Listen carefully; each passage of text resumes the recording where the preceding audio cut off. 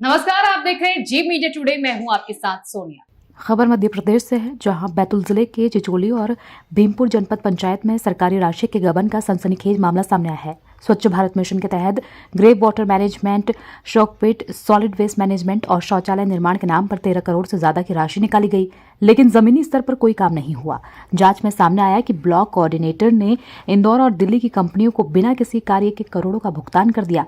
इस घोटाले में पंचायत कंप्यूटर ऑपरेटरों की भूमिका भी संदिग्ध पाई गई, जो सीईओ के डिजिटल सिग्नेचर के जरिए फर्जी वाउचर अप्रूव कर रहे थे। कलेक्टर नरेंद्र सूर्यवंशी और जिला पंचायत सीईओ ने इस घोटाले का पर्दाफाश किया है और जांच के लिए 3 सदस्यीय टीम बनाई।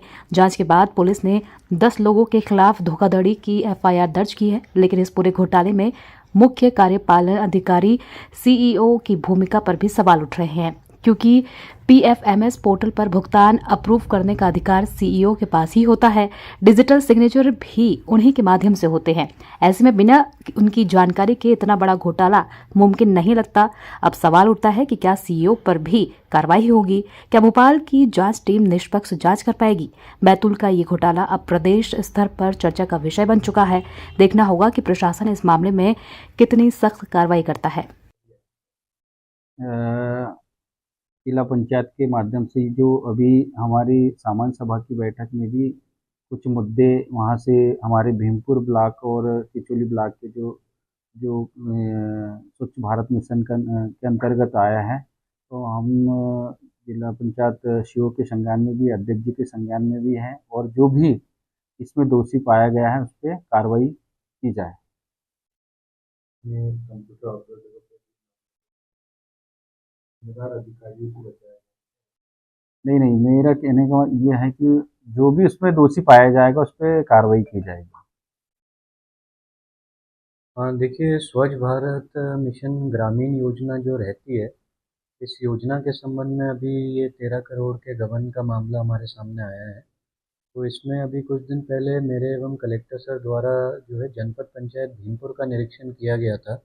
वहाँ जब हम इस योजना से संबंधी ऑनलाइन कैश बुक, जो पीएफएमएस पोर्टल पे इसका पूरा भुगतान होता है, तो उस पोर्टल पर इसकी ऑनलाइन कैश बुक जब हम देख रहे थे, तो उसमें हम लोगों को दिखा कि कुछ पेमेंट्स ऐसे हैं, कुछ कार्यों के पेमेंट्स ऐसे हैं जिनके विरुद्ध जो वेंडर का नाम आ रहा है, वो वहाँ के ब्लॉक समन्वयक, जो इस योजना के ब्लॉक कोऑर्डिनेटर होते हैं, राजेंद्र परिहार, उनके नाम से पेमेंट शो हो रहे थे। तो इस विसंगति को जैसे ही हमने ऑब्जर्व किया, तो तुरंत हमने इस पूरी योजना के जितने भी भुगतान हुए हैं जनपद में, उसकी विस्तृत जांच करवाई। और साथ ही में ये जो श्री परिहार हैं, ये जनपद चिचोली में इनकी मूल पद स्थापना है। भीमपुर में कुछ समय के लिए अतिरिक्त प्रभार पर रहे थे। ये देखते हुए हमने सीओ जनपद चिचोली से भी तत्काल जो है चिचोली में हुए भुगतानों की जांच करवाई। तो जांच के माध्यम से हम लोगों ने पाया कि चिचोली में परिहार द्वारा, जो राजेंद्र परिहार हैं, उनके द्वारा 2021 से लेकर 2025 तक 9 करोड़ के पेमेंट, जो कि पूर्ण रूप से फर्जी पेमेंट्स हैं, उनको खुद की आईडी से जनरेट कर और सीओ जनपद की आईडी का दुरुपयोग करते हुए और उनकी डीएससी के उनके बिना जानकारी और उनके बिना अनुमोदन के दुरुपयोग करते हुए पेमेंट्स को ऑथराइज किया। इसी प्रकार से भीमपुर जनपद में इन्होंने 2023 से 24 तक लगभग 4 करोड़ रुपए के पेमेंट्स को इसी सेम प्रक्रिया से ऑथराइज किया। तो ये जो है संपूर्ण मामला हमारे संज्ञान में आया है, जिसके हम लोगों ने एफआईआर कराई है। एफआईआर में मुख्य आरोपी जो है राजेंद्र परिहार हैं। साथ में हम हमें अब और भी विवेचना के तहत जो भी इनके सहयोगी पाए जाएंगे, उनके विरुद्ध भी सख्त से सख्त कार्रवाई की जाएगी। तो ये जो अकाउंट्स होते हैं, ये जो भी निर्देशन में होते हैं, तो मैसेज वगैरह भी आते हैं कि पेमेंट, तो इतना लंबा समय बीत गया, 4 सालों में एक बार भी इनको जानकारी नहीं होता इस तरह से कोई पेमेंट किया गया है।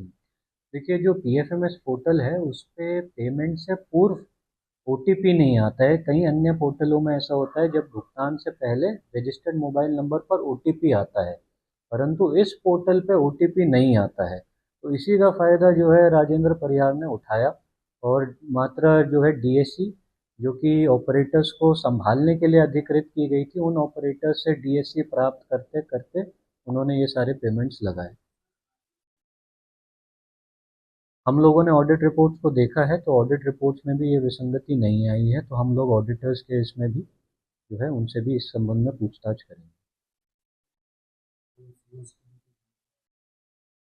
देखिए, अभी मॉनिटरिंग लैब्स तो ज़रूर है, इसमें हम लोग बिल्कुल जो है इसको एक मॉनिटरिंग लैब्स कहेंगे, क्योंकि सीओ की जवाबदारी होती है कि वो अपने जनपद में हो रहे पेमेंट्स कार्यों की समीक्षा रूटीनली करते रहें।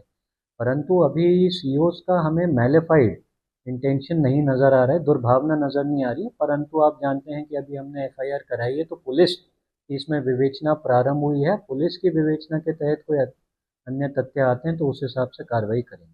फिलहाल के लिए इतना ही। देश और दुनिया से जुड़ी तमाम बड़ी खबरों के लिए देखते रहिए जी मीडिया टुडे।